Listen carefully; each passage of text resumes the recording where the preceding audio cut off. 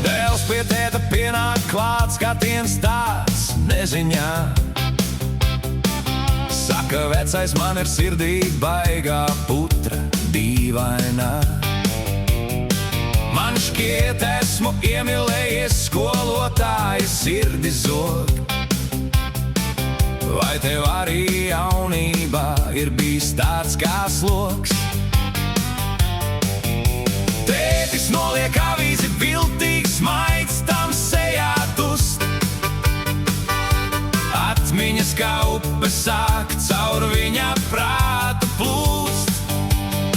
Viņš nosaka, ak, dēls, vai tad esmu akmens es? Arī man ir gadījies pie skolas durvīm sust. Jā, man arī tā ir bijis. Tētis jautri sauc. Arī mana sirds pie skolas durvīm gribēja tik braukt. Skolotāja jauna, skaista kā lai garām iet.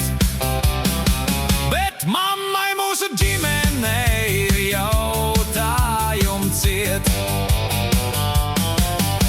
Dēls nu prasa zinkārīgi, kā tas stāsts beidzās tev. Vai tu ziedus dāvināji, vai tos paturēji sev? Tētis nopūšas un saka, beidzās viss kā parasti. Mamma pamanīja, tētis skolā sēž par bieži dīvaini. Mamma redz, ka tētis pucē kurpes katru rītu sārtas. Mamma redz, ka tētim skolā svarīgas ir visas stundas. Viena diena, viens lēmums un stāsts bija galā. Mamma tevi dēliņai sūtīja skoloties uz citu skolu.